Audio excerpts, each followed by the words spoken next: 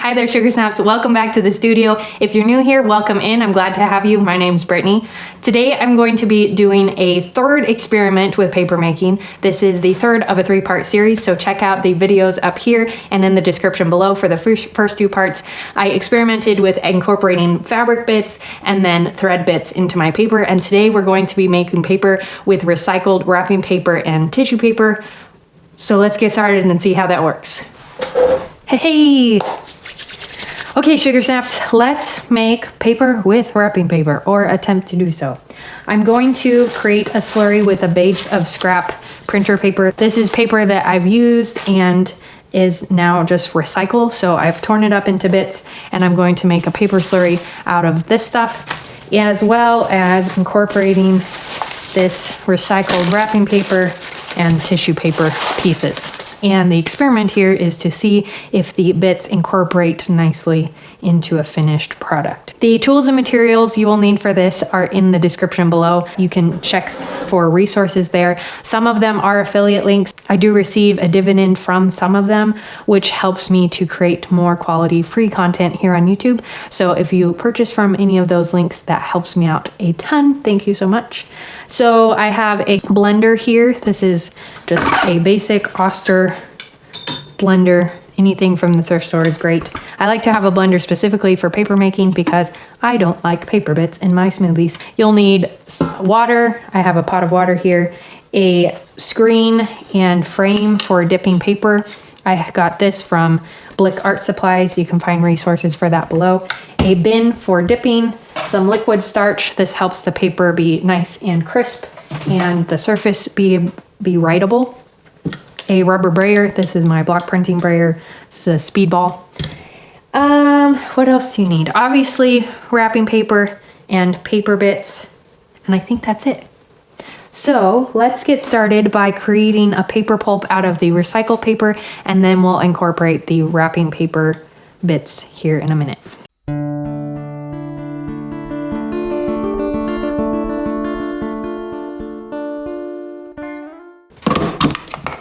Oh, that was fun. Okay, now let's do the wrapping paper. If you haven't already, check out the videos on incorporating fabric and thread bits into your paper. Check out those videos up here and in the description below to see me experiment with the fabric bits and thread in your paper and to see the final product.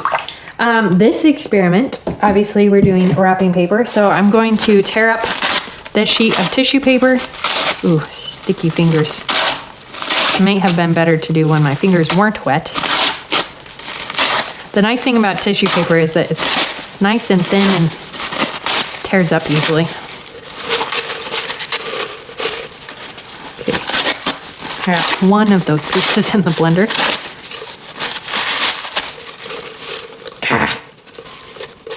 Sticking to me. And now I'll get this wet. And then blend this one up. Ooh, yeah. That's nice. The thing about paper making with recycled paper is that the ink on the paper turns the paper pulp kind of a gray color. You can see that grayish blue color. So all the sheets end up tinted gray. They're not stark white. But when you add color or you use colored paper, your finished paper looks or is tinted that color.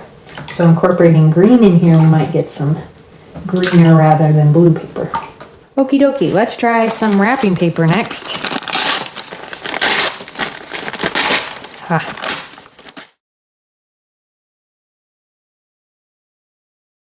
I started with a paper pulp bath because I wasn't sure how the wrapping paper and the tissue paper would break down, but I'm thinking that this is blending up really nicely, so I'm thinking that you could probably do 100% wrapping tissue paper blend without using printer paper. The quality of the paper might just be a little bit lower than it would be with printer paper because already tissue and wrapping paper are so thin and the fibers are broken down. This is some fun textured paper that I received in a packing box. Thought I'd throw some in here.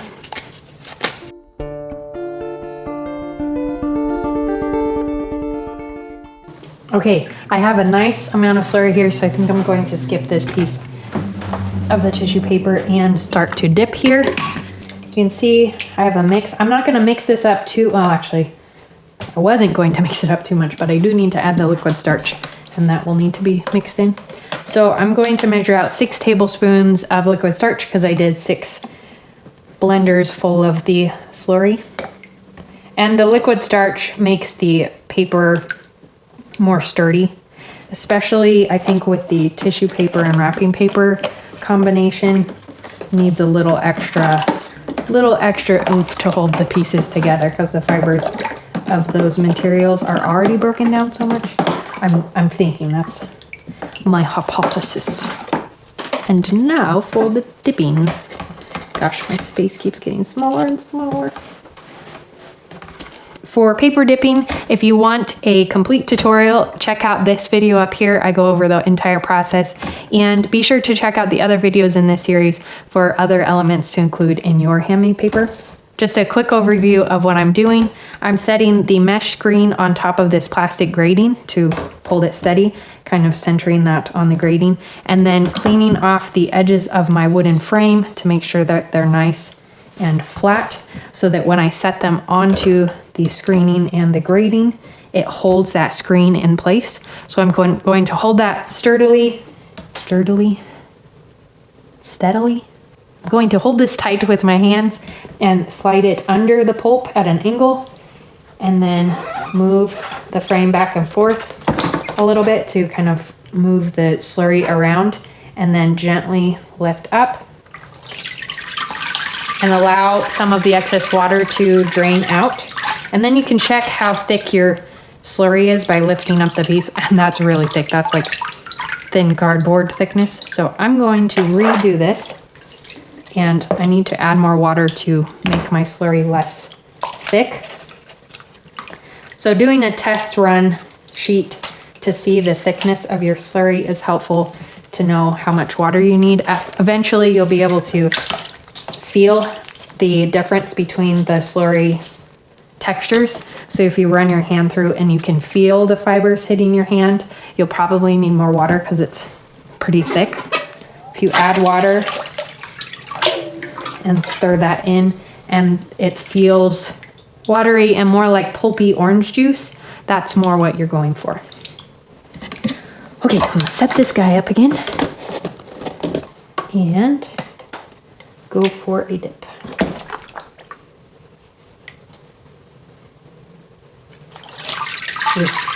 Might still be pretty thick. I do want cardstock-like pages, so thick is okay, but oh yeah, that's pretty good. Okay, so then I'll lift off the frame. I'm gonna wipe off some of that slurry that's sticking to it. Use this fine mesh to press out the excess water. Set this here on the side, and then use my brayer to press the water back into the bin. And then I'll tip this onto my towel and press out more of the water. The more water you press out at this point, the less time it will take to dry. It's already going to take quite a while for the fibers to completely dry. Pressing out as much water as possible helps that process. Ooh, I ended up with a thread from my last experiment batch. Okay, so I got some of the green hue from that green tissue paper and flecks from the brown paper. It didn't blend quite as fine as some of the others, which is cool because it looks kind of like mint chocolate chip actually. Okay, I'm going to lay this out, remove it from the mesh sheet, lay it to dry, and then continue to dip.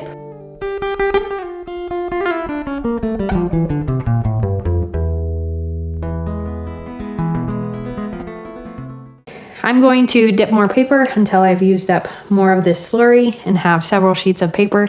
Once they're all dry and ready to use, I'll show you the finished product and we can talk about how it went. So when you're finished with your batch of slurry, don't dump it down your sink because it has liquid starch in it and bits of the paper, and you don't want that to clog your drains. I have my bin that I normally dip paper in and a sieve, which apparently I used for dye powders recently because it is all kinds of colors. which is why my hands are all kinds of colors. I'm going to take this bin of slurry and transfer it through the sieve and allow the water to seep out and the pulp to go into the sieve. So I'll pour it in here like so.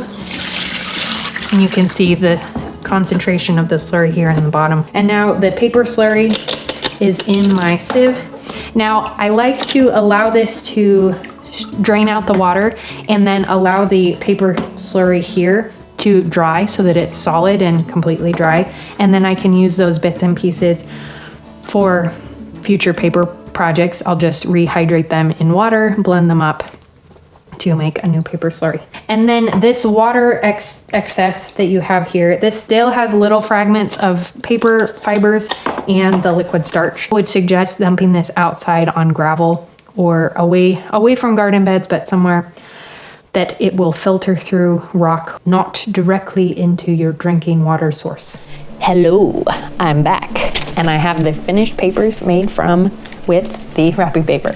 So this turned out really nicely, incorporating wrapping paper into the paper. I've got several sheets here. Come on, fan out nicely, why don't you?